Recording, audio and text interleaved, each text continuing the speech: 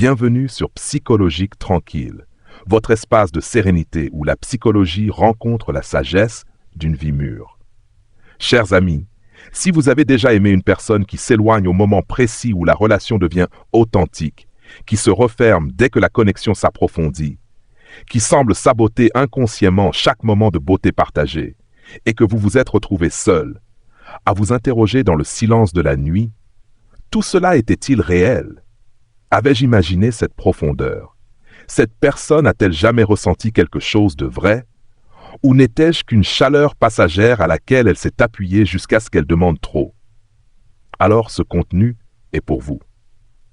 Ici, sur Psychologique Tranquille, nous n'offrons ni jugement ni solution miracle, mais une compréhension nuancée, empreinte de la culture française qui valorise l'introspection, l'équilibre et le respect de soi. L'amour évitant n'est pas un mystère insoluble. Il est un langage subtil que personne ne nous a appris à déchiffrer. Le comprendre peut être douloureux, mais aussi profondément libérateur. Nous allons explorer ensemble les signes cachés d'un amour sincère chez une personne au style d'attachement évitant, sans jamais excuser les blessures qu'il peut causer. Car la vraie maturité, c'est de tenir ensemble ces deux vérités. L'amour est réel et la responsabilité reste entière. Ce n'est pas un conseil thérapeutique, mais une invitation à la clarté intérieure. Si vous traversez cette expérience, consultez un professionnel de la santé mentale. Restez jusqu'à la fin. Vous y trouverez les clés pour transformer la douleur en sagesse et avancer vers une paix émotionnelle durable. Abonnez-vous à Psychologique Tranquille et activez les notifications. Ensemble, cultivons une vie relationnelle plus sereine et plus vraie. Parce que la réponse est plus compliquée qu'un simple oui ou non. Et la comprendre pourrait être le soulagement le plus douloureux et le plus libérateur que vous ayez jamais éprouvé. Les signes qu'une personne au style d'attachement évitant vous aime authentiquement ne sont presque jamais ceux que l'on nous a appris à rechercher. Ils ne se manifestent pas comme l'amour sécurisé. Ils se cachent dans des comportements qui, à première vue, ressemblent à tout sauf à de l'amour. Et si personne ne vous en donne jamais la traduction, vous passerez des années à mal interpréter un langage que l'on ne vous a jamais enseigné. Cette traduction, c'est précisément ce que nous vous offrons aujourd'hui. La première chose à dire, avant tout signe, toute psychologie ou tout schéma, est celle-ci. Comprendre l'amour d'une personne évitante ne signifie pas excuser les dommages qu'il peut causer. Ces deux réalités doivent coexister dans des espaces séparés de votre esprit. Car l'un des pièges les plus fréquents, lorsque l'on commence à saisir l'attachement évitant, est de transformer cette compréhension en raison de rester dans une relation qui nous détruit lentement. Le traumatisme explique le comportement. Il ne le justifie jamais. Les blessures de la personne évitante sont réelles. Sa peur est réelle. Son amour, lorsqu'il est présent, est réel. Et elle reste néanmoins responsable des dégâts que ces schémas laissent derrière elle. Les deux vérités coexistent. Accueillez-les toutes les deux. Une personne au style d'attachement évitant n'aime pas à la légère. C'est peut-être le fait le plus important et le moins compris de sa psychologie. Le récit culturel autour de l'évitement tend à les présenter comme incapables d'aimer, ou comme aimant de manière superficielle, ou encore comme fondamentalement inaptes à un attachement véritable. Ce récit, bien que commode, est faux. La vérité est presque l'inverse. Les personnes évitantes ressentent profondément. Le problème n'est pas la profondeur de leurs sentiments. Le problème est que cette profondeur leur apparaît comme la chose la plus terrifiante au monde. Pour le comprendre, il faut remonter au début de leur histoire. Non pas votre histoire avec elles, mais leur histoire, bien avant votre arrivée. Car l'attachement évitant ne naît pas dans le vide. Il se construit, couche après couche, dans les environnements émotionnels les plus précoces et les plus formatifs de l'enfance. Dans des milieux où les besoins affectifs étaient systématiquement ignorés, minimisés ou punis. Où l'enfant tendait la main vers la connexion et ne rencontrait que la distance. Où la vulnérabilité était considérée comme une faiblesse ou une gêne. Où l'amour était soit imprévisible, soit conditionnel, soit accompagné de fils si épais que l'enfant devait devenir quelqu'un d'autre pour le recevoir. Dans ces environnements, l'enfant a appris quelque chose de dévastateur, Avoir besoin des autres est dangereux. Exprimer ses émotions mène au rejet, à la surcharge ou à la solitude face à des sentiments trop grands pour être portés seul. Alors, il fait la seule chose logique à la portée d'un être humain en développement dans un environnement émotionnel insécurisant. Il ferme la valve. Il érige un mur. Il apprend l'autosuffisance, qui, vue de l'extérieur, ressemble à de l'indépendance et à de la force. Mais vue de l'intérieur, c'est une longue apnée, une vigilance constante, une vie maintenue à distance prudente de ce dont il a le plus besoin. Ce n'est pas un défaut de caractère, c'est une stratégie de survie. C'est un système nerveux intelligent qui fait exactement ce pourquoi il a été conçu face à la douleur. Mais voilà ce que cette survie lui a coûté lorsqu'il grandit et tombe amoureux de vous. Elle lui a tout coûté. Lorsque une personne évitante commence à ressentir un amour authentique, cela ne lui procure d'abord aucune joie. Cela lui fait l'effet d'un danger. Plus elle se rapproche de vous, plus l'alarme retentit fort dans son système nerveux. Car dans les profondeurs de son cerveau, la proximité n'est pas associée à la sécurité. Elle est associée à la douleur que la proximité a historiquement apportée, à la vulnérabilité qui a été punie, au besoin qui a été accueilli par l'absence. Ainsi, lorsque ces sentiments pour vous s'intensifient, lorsque la connexion devient réelle, significative et difficile à quitter, son système ne dit pas « merveilleux, quelque chose de bon arrive ». Il dit « danger ». Il dit « c'est la chose qui t'a toujours fait mal ». Il dit « pars avant qu'elle ne te détruise ». Et beaucoup partent. Ou il crée suffisamment de distance pour gérer la peur, ou il provoque une dispute qui leur donne une raison légitime de se retirer, ou ils se taisent, se replient et espèrent que l'espace suffira à atténuer le sentiment jusqu'à un niveau qu'ils peuvent supporter sans que leur mur ne s'effondre. Mais voici ce qu'ils ne peuvent contrôler, malgré tous leurs efforts. Ils ne peuvent pas effacer le sentiment lui-même. Ils ne peuvent pas totalement éteindre ce qui est réel. Et donc l'amour persiste sous terre, sous toute cette distance, tous ces murs et tous ces retraits exaspérants, irritants et profondément douloureux. Il persiste parce qu'il est authentique, parce qu'il n'a jamais été une performance, parce qu'il a toujours été, sous tout le reste, la chose la plus vraie en eux. Alors comment le reconnaître vraiment ? Comment savoir avec certitude que ce qu'une personne évitante ressent pour vous est un amour sincère, et non un simple attachement né de l'habitude ou du confort de la familiarité? Car ces choses sont différentes, et les confondre est une erreur qui peut vous coûter des années. Le premier signe, et c'est l'un des plus contre-intuitifs que vous entendrez jamais sur l'amour, est celui-ci. Elle a peur de vous. Non pas peur de vous en tant que personne, mais peur de ce que vous représentez, peur de ce que vous lui faites ressentir, peur de la facilité que tout semble prendre quand vous êtes là, et de la dépendance terrifiante que cette facilité crée et qu'elle ne peut maîtriser. Vous ressentirez cette peur comme de la distance, comme de la froideur, comme cette chute inexplicable de température émotionnelle qui survient juste après un moment particulièrement proche ou tendre. Vous la ressentirez comme le retrait qui suit l'intimité, non seulement physique, mais émotionnelle, celle de la vulnérabilité. La proximité où deux personnes se voient clairement et où cette vision semble sûre, rare et précieuse. Ce retrait, ce mouvement presque réflexe de recul après l'ouverture, c'est la peur. Et cette peur n'existe que parce que l'amour est réel. On ne fuit pas ce qui n'a pas d'importance. On ne construit pas de mur contre des sentiments superficiels ou remplaçables. La hauteur du mur est proportionnelle à la profondeur du sentiment qu'il protège. Plus elle se retire après la tendresse, plus cette tendresse était profonde. C'est la grammaire brutale et inversée de l'amour évitant. Le deuxième signe est plus visible. Et pourtant, la plupart des gens le manquent parce qu'ils regardent dans la mauvaise direction. Observez ce qu'elle fait et non ce qu'elle dit ou ne dit pas. Regardez les petites actions discrètes. La personne évitante qui vous aime vraiment se manifestera par des gestes concrets et pratiques qu'elle ne présentera jamais comme de l'amour, qu'elle n'annoncera jamais comme de l'amour et qu'elle ne reliera peut-être même pas consciemment à l'amour. Elle remarquera des détails. Elle se souviendra de la chose précise que vous avez mentionnée il y a 3 semaines et qui comptait pour vous, et elle la réalisera discrètement. Elle sera présente en cas de crise d'une manière qui vous surprendra. Car dans une urgence émotionnelle, ses défenses autour de l'expression affective s'abaissent juste assez pour que l'action devienne possible. Elle fera, réparera, organisera, gérera, se montrera dans le monde concret d'une façon qui, si vous la traduisez correctement, exprime exactement ce qu'elle ne peut se résoudre à dire avec des mots. Car pour quelqu'un qui a appris que l'expression émotionnelle est dangereuse, l'action est devenue le langage sûr du sentiment.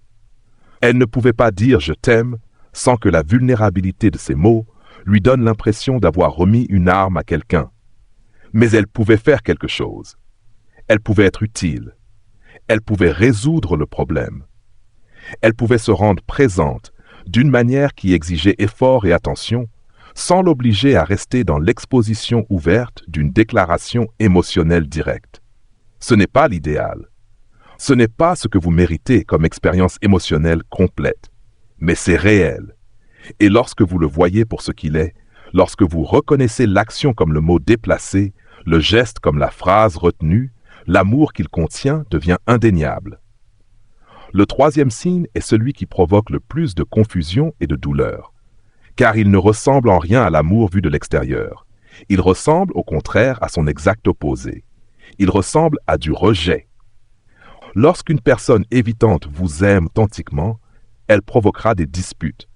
Elle créera de la distance par le conflit. Elle dira des choses dans des moments de surcharge émotionnelle qui semblent conçus pour vous repousser.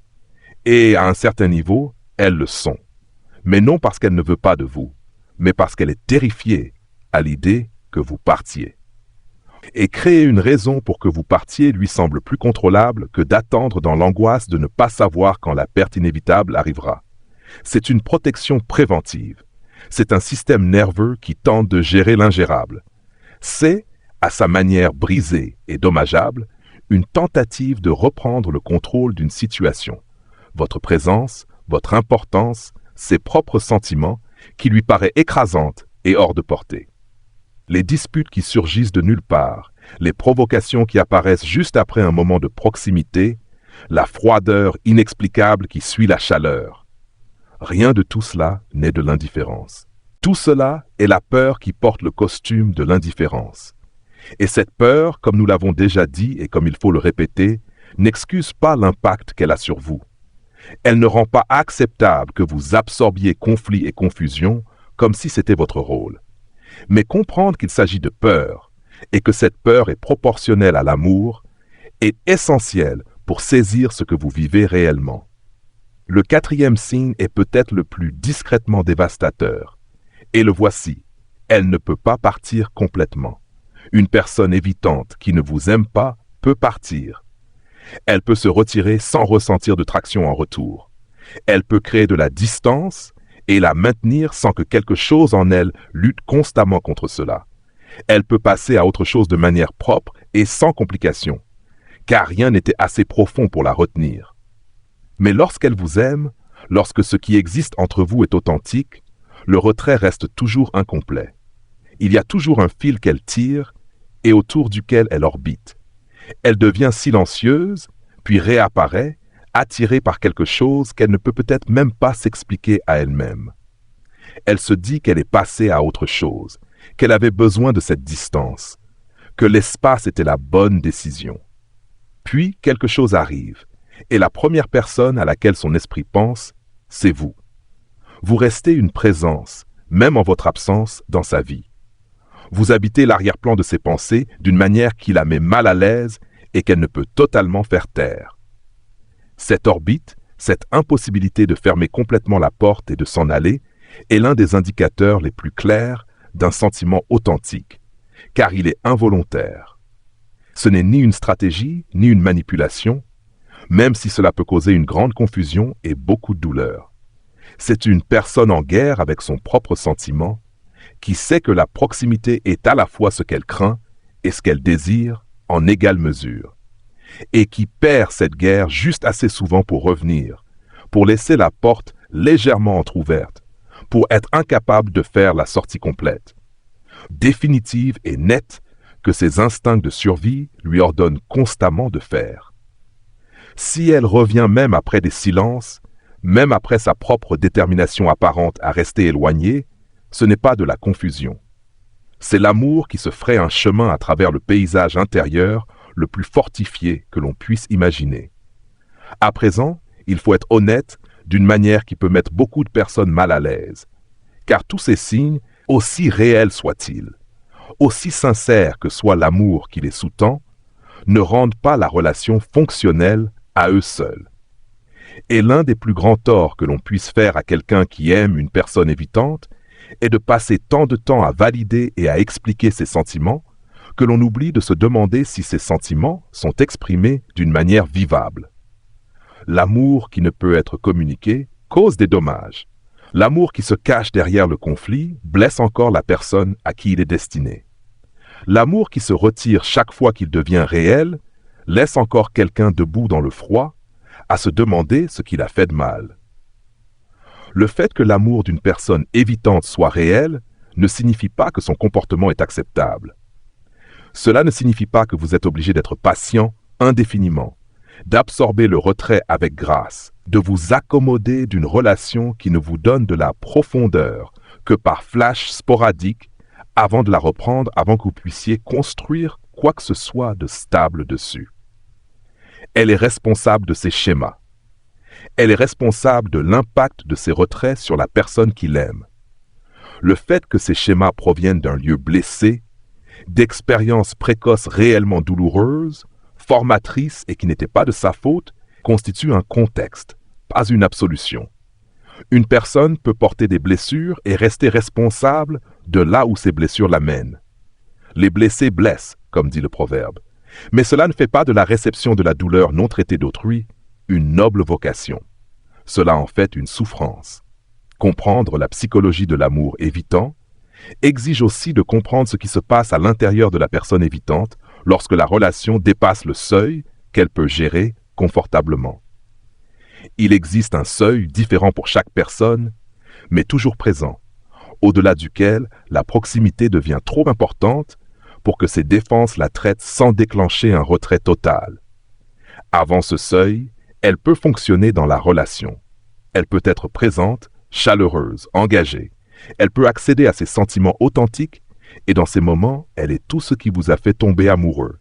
La vraie elle, la version sans armure, la personne derrière la protection. Atteindre ce seuil ne nécessite pas que vous fassiez quoi que ce soit de mal.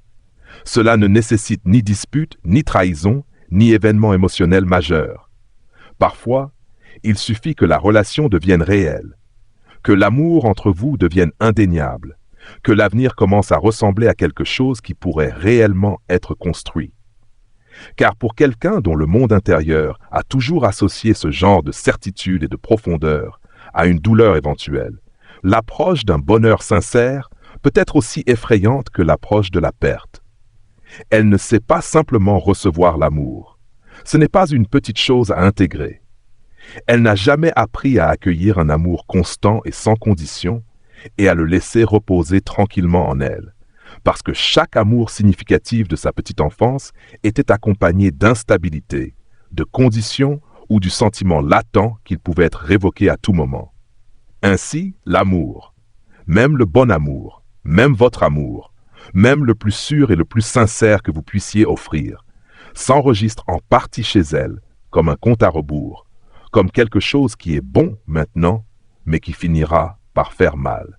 Et elle préférera déclencher la douleur, la prévenir, ou s'échapper avant qu'elle n'arrive, plutôt que de rester et d'attendre la confirmation de ce qu'elle a toujours soupçonné, qu'au fond, elle est trop intense pour être aimée durablement. Cette croyance, cette blessure centrale, est ce contre quoi vous vous battez vraiment, et non ces sentiments pour vous. Ces sentiments pour vous ne sont pas en question. Ce qui est en question, c'est de savoir si elle peut croire, au niveau du système nerveux, et pas seulement de l'intellect, que votre présence est réelle et restera réelle. Et la plupart des personnes évitantes, tant qu'elles n'ont pas entrepris un travail sérieux, soutenu et honnête sur elles-mêmes, ne peuvent pas tenir cette croyance. Elles le savent dans leur tête. Elles peuvent même le dire à voix haute. Mais, au milieu de la nuit, après un moment tendre, dans le silence particulier d'un bonheur sincère, le doute revient.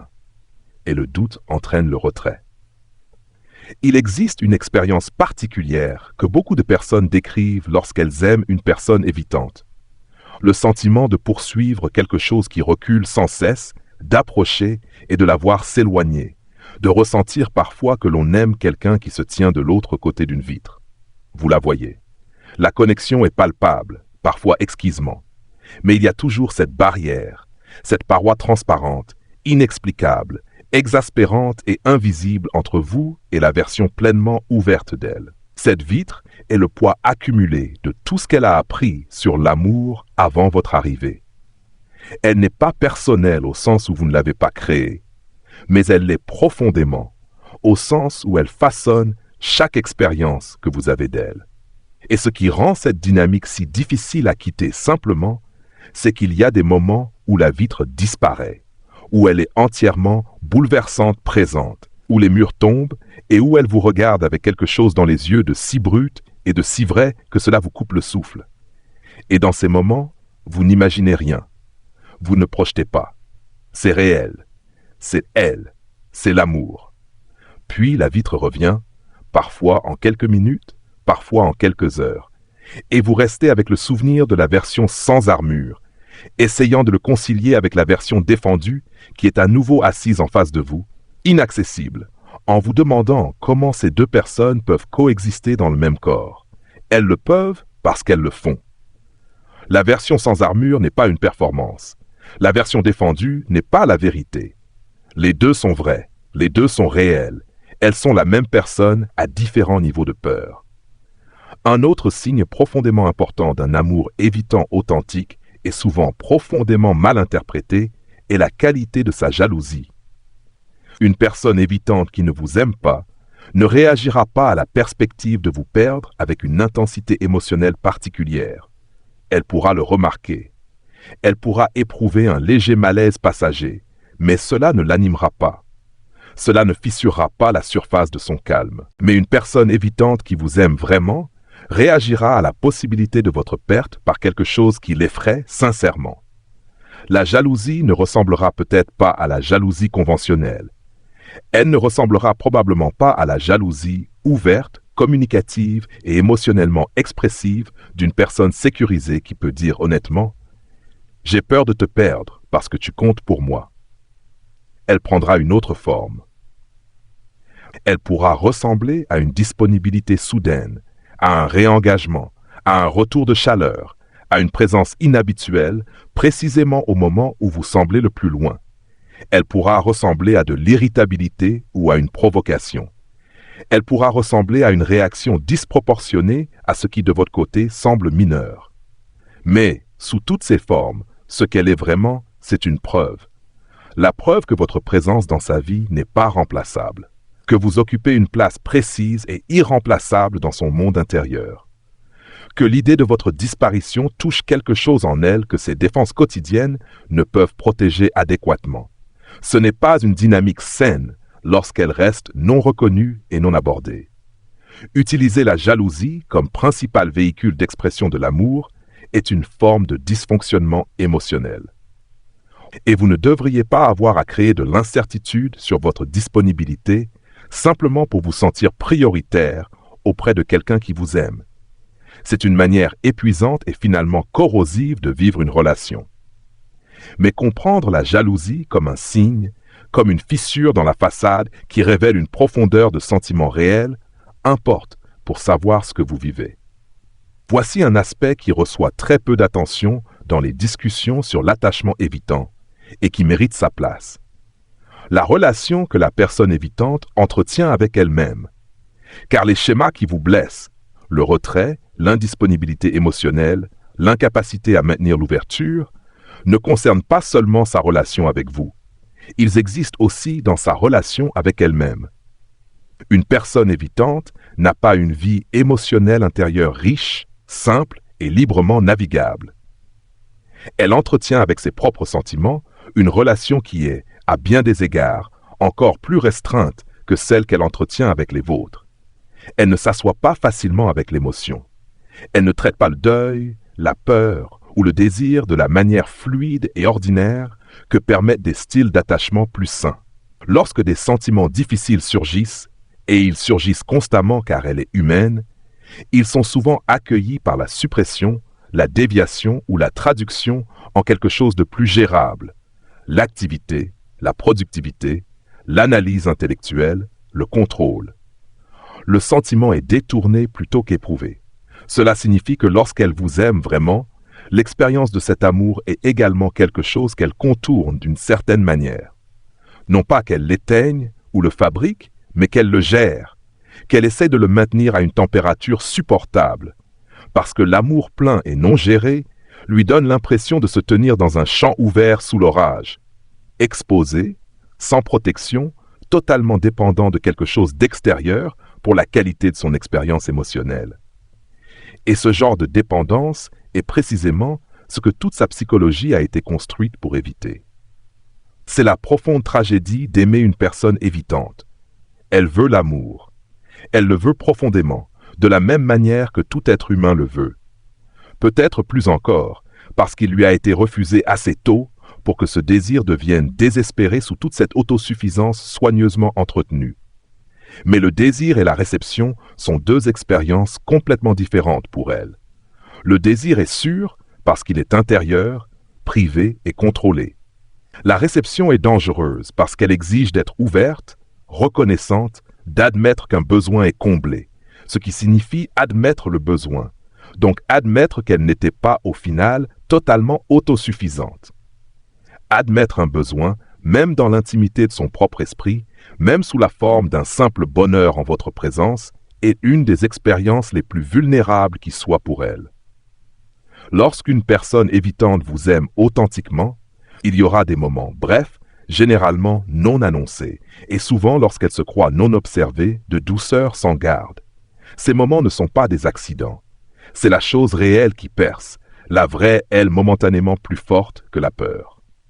Vous pourrez le remarquer dans la façon dont elle vous regarde quand elle croit que vous ne la voyez pas.